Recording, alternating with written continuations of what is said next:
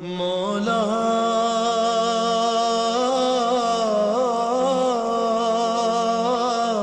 مولا مولا ام البنین سے مت کہنا۔ اعوذ باللہ من الشیطان الرجیم، بسم اللہ الرحمن الرحیم۔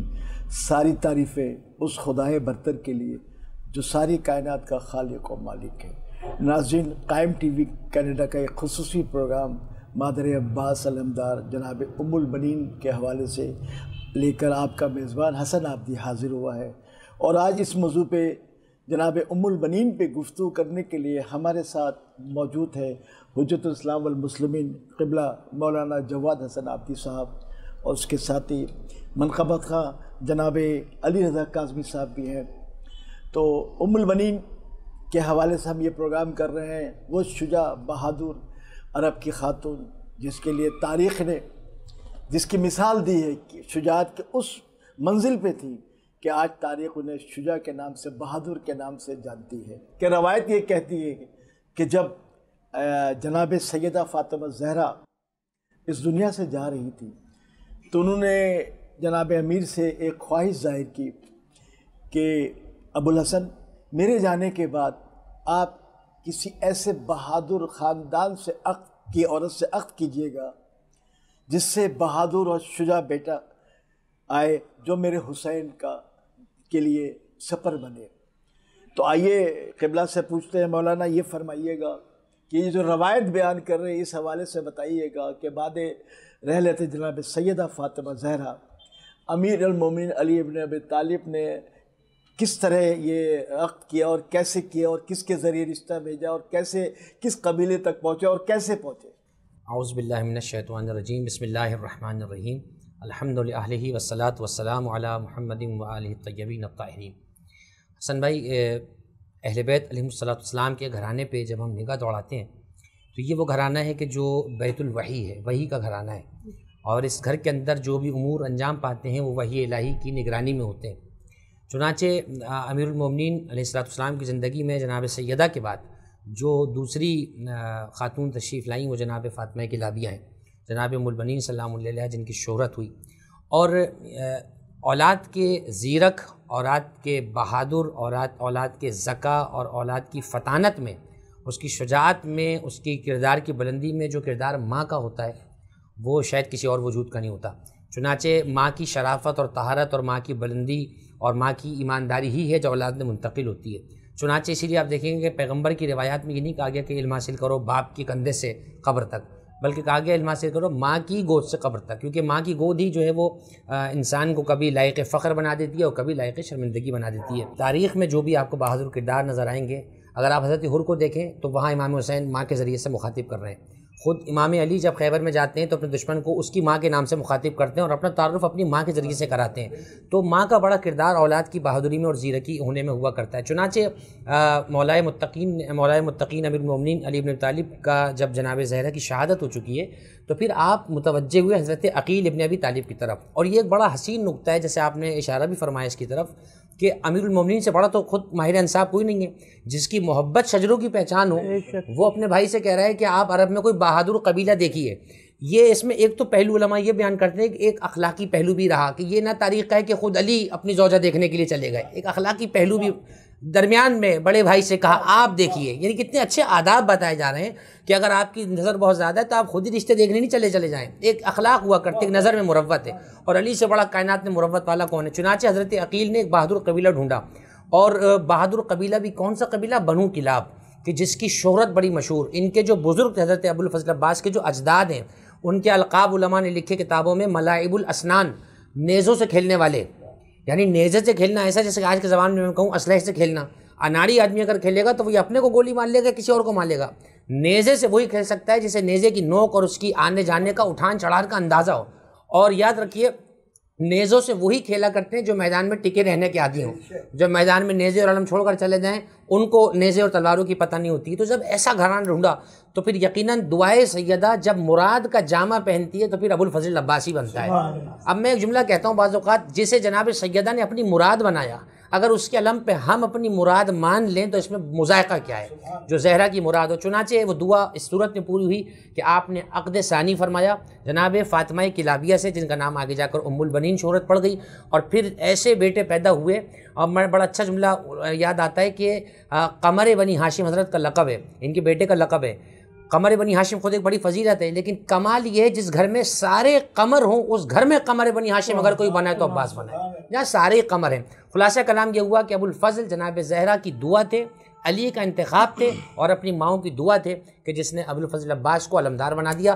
آج تک علم عباس کا یہ، اب علمدار کوئی دوسرا نہیں ہو سکتا. اچھا حضور یہ فرمائیے گا کہ جیسا کہ آپ نے بھی فرمایا، تاریخ میں بھی درج ہے کہ ان کا نام فاطمہ تھا بھی، اور کلابیہ، کلاب کے حوالے سے فاطمہ کلابیہ کہلاتی تھی. تو پھر یہ فاطمہ کلابیہ سے ام البنین کیسے بنی؟ پھر ام البنین آج جو دنیا جو انہیں شہزادی ام البنین کے نام سے جانتی ہے. بہت خوبصورت حسن بھائی. دیکھیں نام تو حضرت کا، شہزادی کا جو نام تھا وہ فاطمہ نام تھا، اور کلابیہ یعنی کلاب سے نسبت. چنانچہ جب آپ تشریف لائیں گھر میں، علماء نے سیرت کی کتابوں میں لکھا ہے کہ امیر المومنین جب بھی مخاطب کرتے تھے گھر میں آواز دیتے تھے یا فاطمہ، آواز پکار کے کہتے تھے. تو جناب ام البنین کہتی ہیں کہ جیسی علی مجھے فاطمہ کہہ کے بلاتے تھے، میں حسنین کریمین کے چہروں کی طرف دیکھتی تھی، بچوں کے چہرے بجھ جاتے تھے، جیسے انہیں اپنی ماں فاطمہ زہرا یاد آ گئی ہو، کیونکہ کچھ مہینوں پہلے تک یہی نام گھر میں گونجا کرتا تھا. اور جب اس آواز پہ لبیک آتی تھی تو بنت رسول لبیک کہتی تھی. آج بنت رسول کی آواز نہیں آ رہی، پلٹ کر ام البنین کی آواز آ رہی ہے. جناب ام البنین بارگاہ امیر المومنین میں حاضر ہوئیں. فرمایا کہ اے میرے والی و سردار، اگر کچھ عرض کروں؟ فرمایا کہ کہیے کیا بات ہے؟ کہا مجھے جب فاطمہ کہتے ہیں تو میرے بچوں کے چہروں پر کچھ اداسی سی آ جاتی ہے، مزمحل ہو جاتے ہیں. کیا یہ ممکن ہے کہ آپ میرا نام بدل دیں؟ دیکھیے کتنا بڑا نفسیاتی مسئلہ ہے. آپ خاتون سے اس کی کسی عادت کو چھوڑنے کو نہیں کہہ سکتے. یہاں وہ خاتون جو مودت کے پیکر میں ڈوبی ہوئی ہے وہ کہہ رہی ہے کہ میرا نام اگر آپ بدل دیں تو بڑی مہربانی ہوگی. تو مسکرا کے فرمایا، اب یہ ایک طرح سے بشارت بھی دی، فرمایا آج سے ہم تمہیں ام البنین کہیں گے، بیٹوں کی ماں. تو گویا کہ وہ لقب کنیت کے طور پہ ایسا پڑا کہ وہ شہزادی کا نام بن گیا. تو جناب ام البنین مودت کا وہ اعلیٰ مینارہ ہے کہ جس کی بلندی کو شاید کائنات میں کوئی عورت اور نہیں چھو سکتی ہے. ماشاءاللہ. اچھا قبلہ، آپ سے ہم گفتگو جاری رکھیں گے، چونکہ ہمارے ساتھ جو ہے وہ علی رضا کاظمی صاحب بھی موجود ہے، خوبصورت آواز لہن کے مالک ہیں. تو آئیے آپ سے کوئی منقبت مولا عباس کے حوالے سے سنتے ہیں آپ کے ناظرین. آپ سب سے اجازت لیتے ہوئے بسم اللہ الرحمن الرحیم. بی بی پاک سرکار ام البنین کا تذکرہ ہے، بس بی بی سے دعا لیتے ہوئے ان کے فرزند حضرت ابو الفضل عباس کے بارے میں چند اشعار بطور خاص حضور دیکھیے گا. بسم اللہ.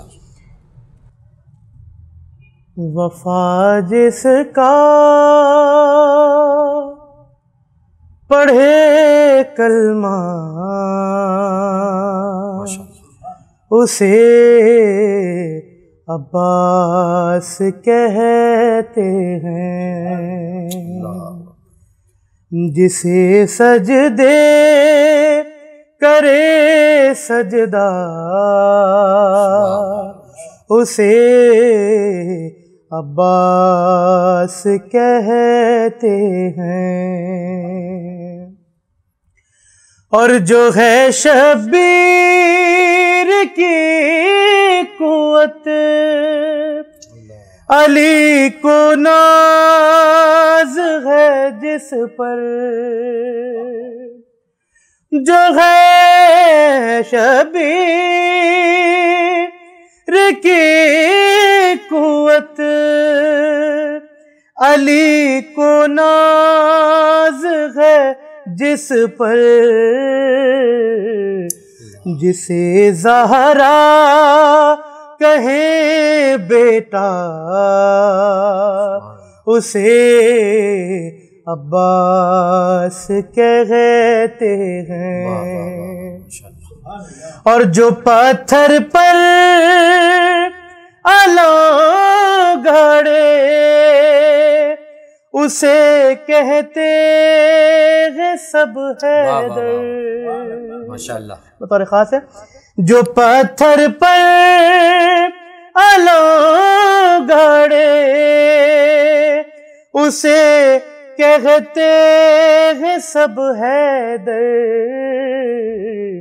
علم گاڑے جو پانی پر اسے عباس کہتے ہیں اور لگا دے جو بغیر تیغ ہی انبار لاشوں کے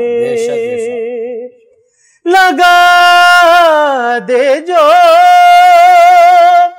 بغیر تیغ ہی انبار لاشوں کے جو ہے پیکر شجاعت کا اسے عباس کہتے ہیں. اور شعر بطور خاص ہے. اور وہ پیاسا پیاس نے جس کی کیا سیراب دریا کو وہ پیاسا پیاس نے جس کی کیا سیراب دریا کو ہے جس کی پیاس ہی دریا اسے عباس کہتے ہیں. اور شعر بطور خاص حضور دیکھیے گا. اور چلے آندھی اٹھے طوفان زمین لرزے مگر پھر بھی چلے طوفان اٹھے آندھی زمین لرزے مگر پھر بھی رہے اونچا علم جس کا اسے عباس کہتے ہیں. رہے اونچا علم جس کا اسے عباس کہتے ہیں. ماشاءاللہ. ناظرین، رہے اونچا علم جسے اسے عباس کہتے ہیں. رہے اونچا علم جسے عباس کہتے ہیں. خوبصورت آپ نے منقبت پڑھی مولا عباس کے حوالے سے. ناظرین، اس کے ساتھ ہی وقفہ میں جاتے ہیں. وقفے کے بعد جب ہم پھر دوبارہ آئیں گے تو ہمارے ساتھ اسی طرح مولانا جواد عابدی صاحب اور علی رضا کاظمی موجود ہوں گے. وقفے کے بعد پھر حاضر ہوتے ہیں. اجازت مولا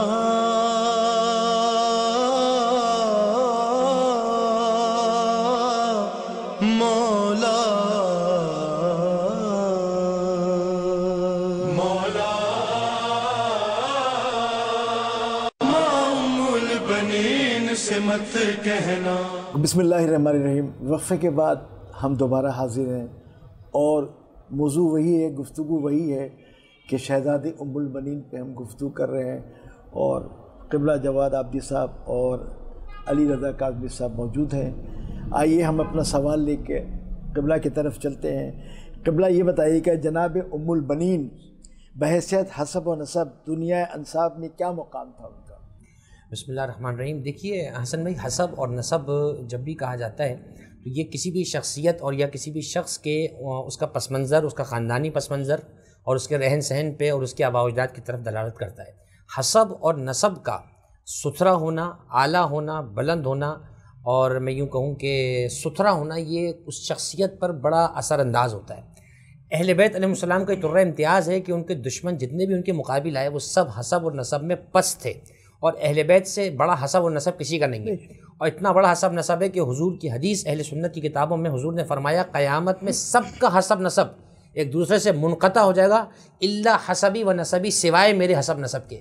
میرے رشتے کا لحاظ قیامت میں بھی رکھا جائے گا.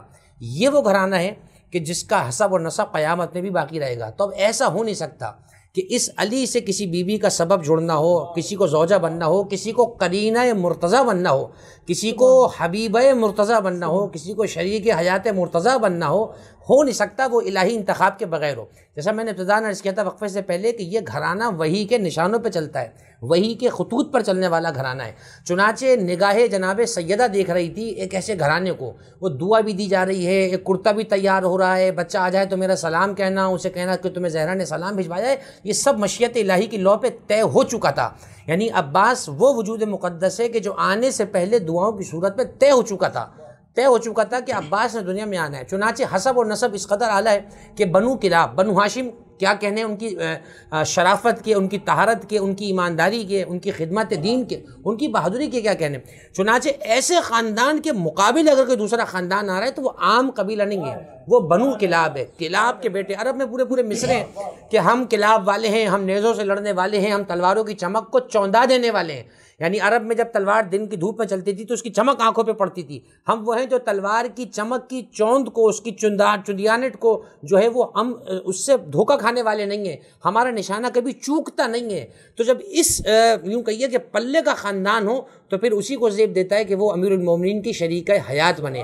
چنانچہ پھر فاطمہ کلابیہ آپ کے عقد میں آتی ہیں اور مدینہ منورہ میں آپ کا عقد جناب سیدہ کے حکم سے ہوتا ہے۔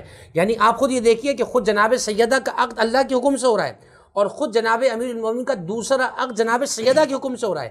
آپ میرے بعد ایک عقد ثانی کریں گے تو اتنا بلند حسب و نسب ہے کہ ابوالفضل عباس کے حوالے سے علماء نے لکھا کہ آپ کے اجداد عرب کے شرفا میں، عرب کے سخی لوگوں کے اندر، عرب کے کریموں میں آپ کا شمار ہوتا تھا۔ تو بنو کلاب کے حوالے سے پورے علماء نے موسوعوں میں ذکر کیا ہے۔ بطل العلقمی 3 جلدوں پہ موسوعہ ہے پورا، اس میں پوری پہلی جلد ہی حضرت ابوالفضل کے اجداد کے بارے میں، آپ کے باپ، آپ کے دادا، آپ کے پردادا، آپ کے سگڑ دادا، جتنا اوپر سلسلہ جاتا جائے گا۔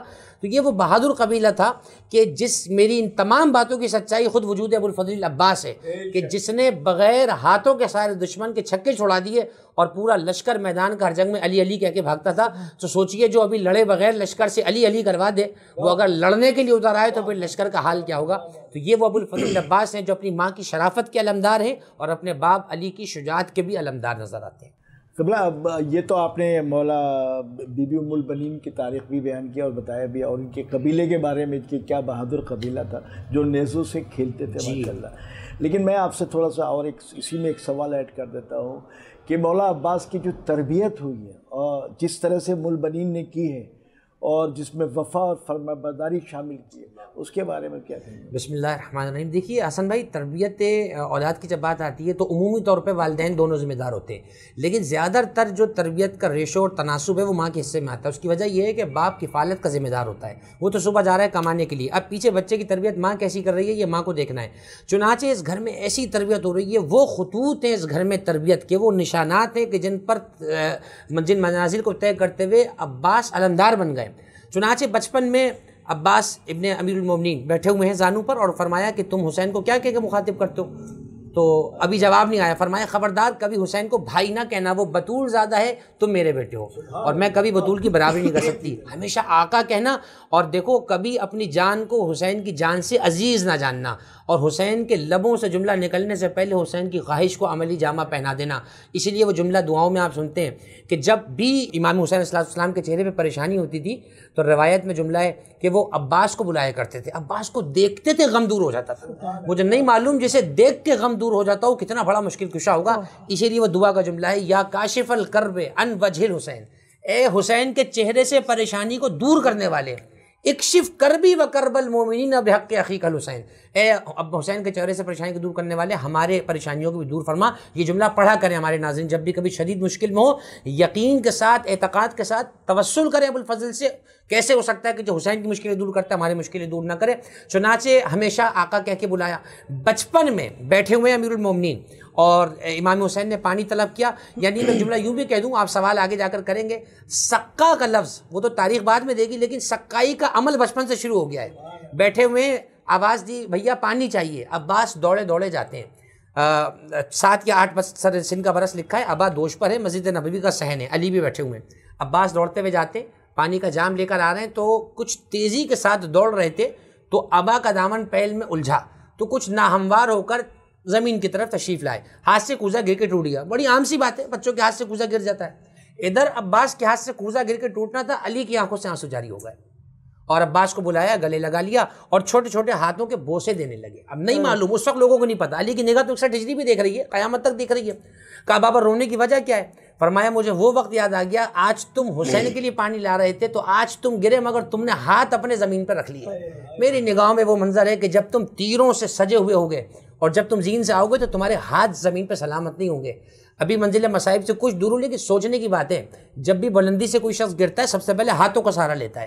ابو الفضل کی یہی مصیبت سب سے بڑی ہے کہ وہ اس عالم میں گرے کہ آپ کے ہاتھ سلامت نہیں تھے. تو بچپن سے کربلا کی تربیت بھی ہو رہی ہے.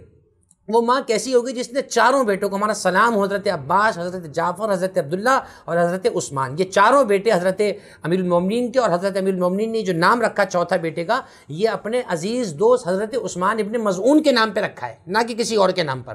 تو یہ چار بیٹے جن کی شہرت ام البنین، بیٹوں والی ماں. آج جس کے ایک بیٹے ہوں اس ماں کی آنکھوں کی چمک ختم نہیں ہوتی. جس کے چار بیٹے اور چاروں کے چاروں چاند ہوں، جس کے چاروں بیٹے بہادر ہوں، تو سوچو اس ماں کا عالم کیا ہوگا. تو تربیت ایسی ہو رہی ہے کہ حسین کو آقا کہنا، بھائی نہ کہنا. وہ بطول زادہ ہے، تم کنیز زادے ہو. جزاک اللہ. ناظرین آئیے پھر چلتے ہیں ہم اپنے منقبت خواہ جناب علی رضا کاظمی صاحب کی طرف، اور ان سے گزارش کریں گے ہماری ناظرین کو ایک خوبصورت سی کوئی منقبت پیش کریں.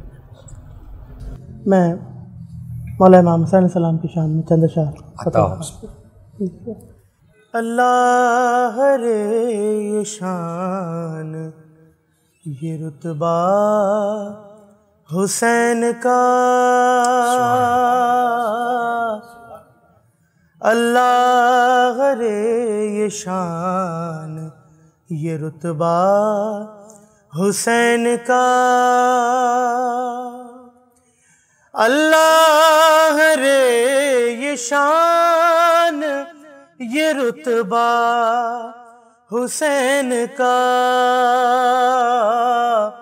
کھاتا ہے صدقہ سارا زمانہ حسین کا، کھاتا ہے صدقہ سارا زمانہ حسین کا، اور تیغ علی ہے تیغوں کی ملکہ جہان میں، تیغ علی ہے تیغوں کی ملکہ جہان میں، سجدوں کا بادشاہ ہے یہ سجدہ حسین کا، سجدوں کا بادشاہ ہے یہ سجدہ حسین کا. اور شعر بطور خاص ہے کہ قرآن اس کا نام رکھا ہے رسول نے، قرآن اس کا نام رکھا ہے رسول نے،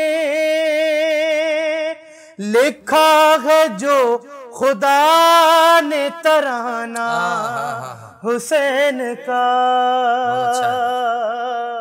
لکھا ہے جو خدا نے ترانہ حسین کا، اور کوئی یزید چھپ نہیں سکتا جہان میں، کوئی یزید چھپ نہیں سکتا جہان میں، پھیلا ہوا ہے اتنا اجالا حسین کا، پھیلا ہوا ہے اتنا اجالا حسین کا، اور سر کو اٹھا کے لے گئے میدان سے مگر،